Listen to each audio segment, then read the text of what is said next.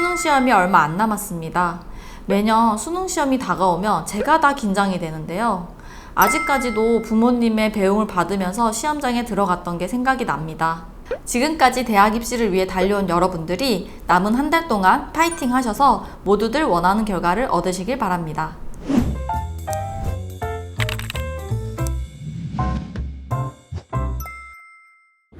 네, 안녕하세요. 한의사 김소영입니다.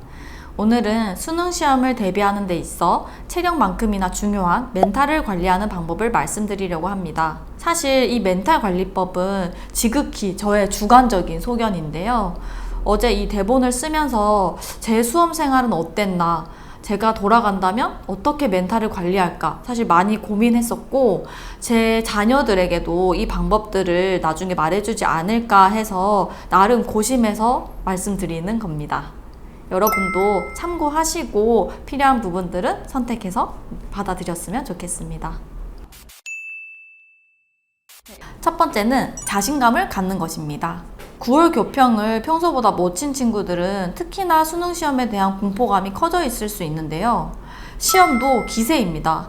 여러분, 자신감이 있어야 공부도 더 잘할 수 있습니다. 지금부터는 하면 된다, 할 수 있다, 자신감을 가지시고 지금까지 해왔던 것처럼 묵묵히 하시길 바랍니다. 수능 시험 대비를 루틴대로 했다면 지금은 파이널 강의나 모의고사 위주로 풀고 있을 텐데요. 9월 교평 결과가 안 좋다 하여 지금 시기에 갑자기 공부하는 방법이나 교재를 바꾸는 것, 또는 수능 시험에서 보는 선택 과목을 바꾸는 것은 오히려 혼란을 야기할 수 있습니다. 수능 시험은 교과 과정을 토대로 출제됩니다. 고등학교 시절 교과 과정에 충실했다면 지금 수능이 한 달 남은 시점에서 굳이 안 해봤던 방법을 시도하여 불안감을 가중시킬 필요는 없습니다. 사실 이 한 달이라는 시간이 드라마틱하게 점수 변화가 나올 시기는 아닙니다. 그렇기 때문에 지금까지 해왔던 학습 패턴이나 공부 방법을 유지하시는 것이 좋습니다. 또 서점에 가보면 최상위권을 위한 고난이도 문제를 모아놓은 문제집이 있는데 수능 직전에 이 문제집을 푸는 것도 별로 추천드리고 싶진 않습니다.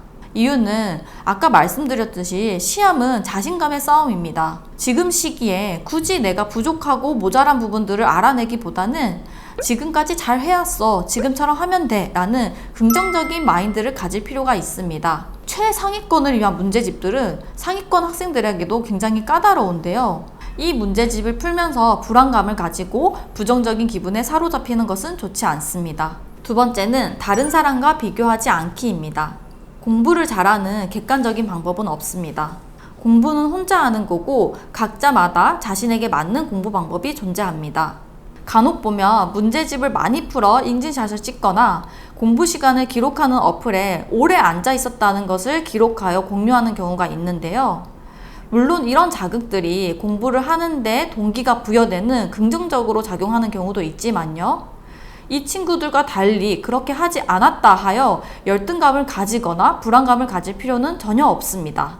똑같은 시간, 똑같은 문제집으로 공부했는데 성적이 좋은 친구가 있고 그렇지 않은 친구가 있습니다. 보통은 성적이 좋은 친구의 경우만이 과장되어 부각되기 때문에 그 친구의 방법이 절대적인 방법처럼 옹호될 때가 있는데요.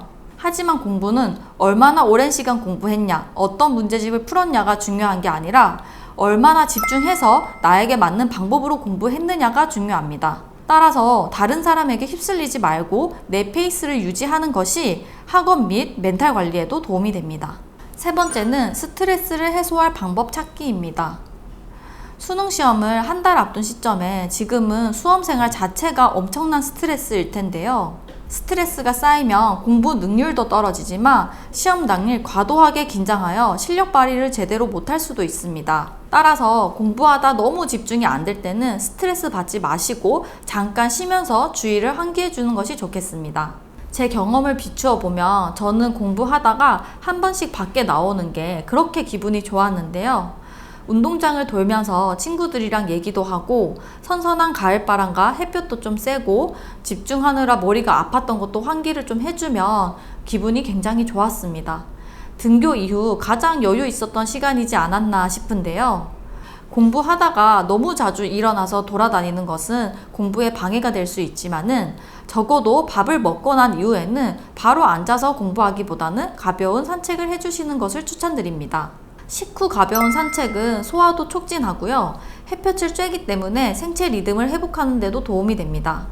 여러분들도 점심 식사 후 15분 정도는 가볍게 산책을 해보는 게 어떨까 싶습니다. 네 번째는 평소에 먹지 않았던 신경과 약물 먹지 않기입니다. 시험 직전 불안감이나 긴장 과도로 신경안정제 계열의 신경과 약물을 먹어볼까 하는 친구들이 있을 수 있는데요. 평소에 먹지 않았던 약이라면 지금 시기에 복용하는 것을 추천드리지 않습니다. 그 이유는 약은 사람마다 개인차가 있습니다. 내 증상에 맞게 처방받아서 먹었다 하더라도 기대하는 효과 외에 불편한 반응이 있을 수 있습니다. 따라서 평소에 먹지 않았던 약물을 지금 시기에 처음 시작해 보시는 것은 추천드리지 않습니다. 한약 중에 청심환이라는 약이 있죠. 심신불안에 대표적으로 처방되는 약으로 약국에서도 쉽게 누구나 구매할 수 있는 약인데요. 약국에서 구매할 수 있는 청심환은 일반 의약품으로 분류되어 있어 농도가 그리 진하지 않아 큰 부작용이 없습니다. 하지만 이 역시 사람마다 개인 반응이 있을 수 있기 때문에 혹시나 시험 치기 전 청심환을 먹어야겠다 라고 생각하는 친구들이 있다면 시험 직전에 먹어보지 마시고요. 지금 시기부터 조금씩 먹어보아 내 신체 반응을 체크하고 필요한 시기에 먹는 것을 추천드립니다. 마지막 5번째는 너무 현실적이게 들릴 수도 있는데 구체적이고 실현 가능한 목표를 가지는 것입니다. 구체적인 목표라 함은 사실 시험이 한 달 앞둔 지금이 아니라 고3이 시작되면서부터는 가지고 있었어야 하는데요. 지금까지도 갈팡질팡하는 친구들이 있을까봐 염려되어 말씀드립니다. 제가 이렇게 말씀드리면 원장님 T예요? 하는 친구들이 있을 텐데요.